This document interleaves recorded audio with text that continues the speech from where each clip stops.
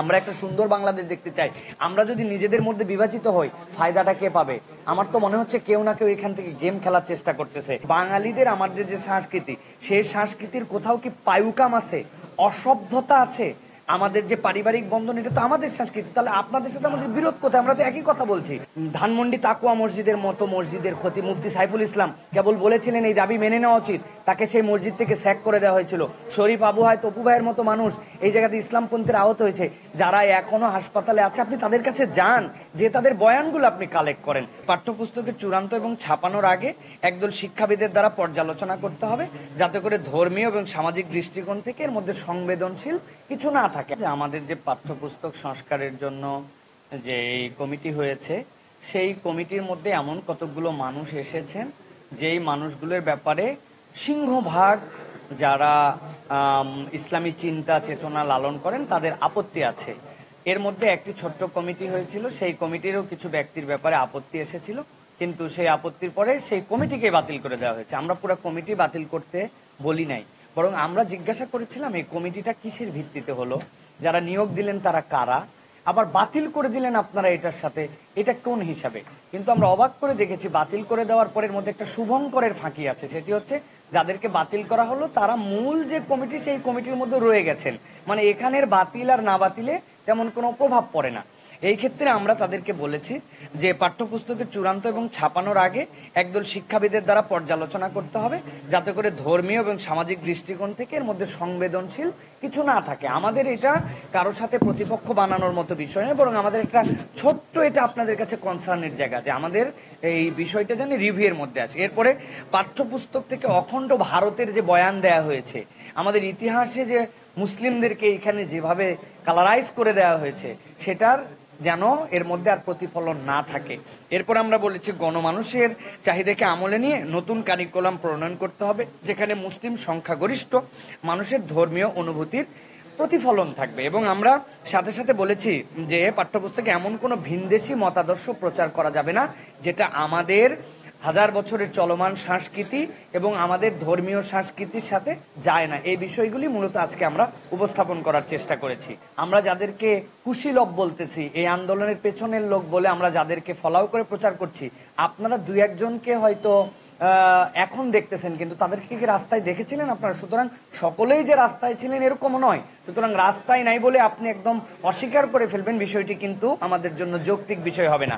আমরা আপনাদের কাছে বলতে চাই, যারা আমাদের কাছে বিভিন্ন সমালোচনা করে বলছেন যে তারা এখানকার সংস্কৃতি দেখাতে চান, আচ্ছা বাঙালিদের আমাদের যে সংস্কৃতি, সেই সংস্কৃতির কোথাও কি পায়ুকাম আছে, অসভ্যতা আছে? আমাদের যে পারিবারিক বন্ধন, এটা তো আমাদের সংস্কৃতি। তাহলে আপনাদের সাথে আমাদের বিরোধ কোথায়? আমরা তো একই কথা বলছি। আপনারা বলছেন পার্শ্ববর্তী একটা দেশ এবং দূরবর্তী একটা দেশের কোনো সাংস্কৃতিক প্রতিফলন এখানে চলবে না। আপনারা এর দ্বারা যা বলতেছেন আমরা তো সেই কথা বরাবর বলতেছি। তাহলে আমরা কেন আপনাদেরকে প্রতিপক্ষ বানাবো? আমরা তো আপনাদের প্রতিপক্ষ নয়। তাহলে যে আপনি বলবেন যে আপনারা যে অমুককে তুমুককে বললেন ইসলাম বিদ্বেষী, আমরা বলছি যে আমরা তো হাওয়ার উপরে ভিত্তি করে কথা বলি নাই।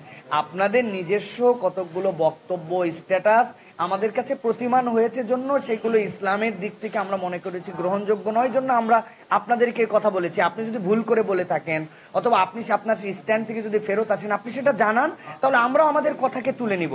আমি আপনাদের কাছে বলতে চাই, ধরুন কোনো একজন লোক হিন্দু ধর্মের কেউ একজন সিঁদুর পরে তাকে নিয়ে ক্রিটিসাইজ করলো, অথবা হিন্দু ধর্মের প্রতিমার 10 হাত কেন, 9 হাত না 11 হাত না কেন কেউ যদি বলে, তাহলে হিন্দু এবং তাদের যে বিশ্বাস, এই বিশ্বাসের প্রতি এটা তাহলে আপনি ক্রিটিসাইজ করলেন। তাহলে একজন হিন্দুত্ববাদী লোক তাহলে, বা হিন্দু ধর্মের আচার যিনি পালন করেন, তিনি তাকে কি বলবেন? বলবেন হিন্দু বিদ্বেষী।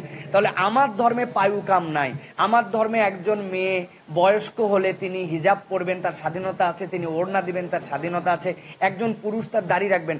আপনি এইগুলাকে নিয়ে, হজকে নিয়ে, নানান কিছুকে নিয়ে, কুরবানিকে যখন কথা বলেন, তখন তো এমনি সাধারণভাবেই তখন মানুষ আপনাকে বলবে যে আপনি ইসলাম বিদ্বেষ আপনি ছড়াচ্ছেন। তাহলে ঠিক এই কনসার্নে আমরা কিন্তু এই কথাটা বলেছি। কেউ আমাদের ব্যক্তিগতভাবে এখানে প্রতিপক্ষ নয়, কাউকে আমরা কিন্তু এখানে প্রতিপক্ষ বানাতে চাই না। দেখুন, সাথে সাথে আরেকটা কথা স্মরণ করা দিতে চাই, অনেকেই আমাদের হিরো থাকেন, কিন্তু হিরো কিন্তু চিরস্থায়ী হিরো থাকে না। তার কর্মকাণ্ডের দ্বারা কিন্তু হিরোগিরি অনেক সময় আমাদের চলে যায়। আমি সাকিব আল হাসানের কথা বলতে চাই, তিনি কতগুলো ম্যাচে ম্যান অফ দ্য ম্যাচ হয়েছেন।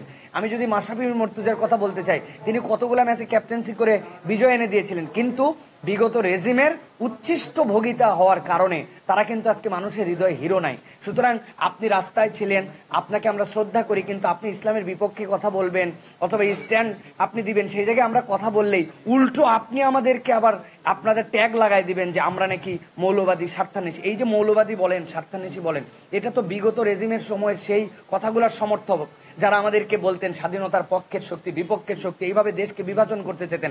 আপনারা তো এখনো সেই স্বার্থান্বেষী মৌলবাদী কথা বলছেন। আপনারা বলতেছেন অসাম্প্রদায়িক চেতনা, বহুত্বের বিরুদ্ধে কুৎসা, বিদ্বেষ, ঘৃণা ছড়াবার সংখ্যা, হুমকির বাতাবরণ, এগুলো কোথার থেকে আসলো ভাই? যখন এই দেশে প্রতিমার ভাঙা চলতেছিল, হিন্দুদের বিভিন্ন জায়গার আক্রমণ হচ্ছিল, তখন আপনারা না আমাদের কাছে এসেছিলেন। আমরা না 3.5 লক্ষ থেকে 4 লক্ষ মসজিদ থেকে আমরা আলেমোলামার বিপক্ষে কথা বলেছি, বলার পরে এইখান থেকে পরিবেশ ঠান্ডা করেছি। তো তখন আপনি আমাদের কাছে আসলেন, আমরা তখন আপনাদের জন্য সাম্প্রদায়িক সম্প্রীতি বানানোর জন্য চেষ্টা করলাম। আর যখন আমরা আমাদের বাচ্চাদের অধিকারের কথা বলতেছি, আমরা জনমানুষের কথা বলছি, আপনারা জন বলতে কয়জনকে বুঝান?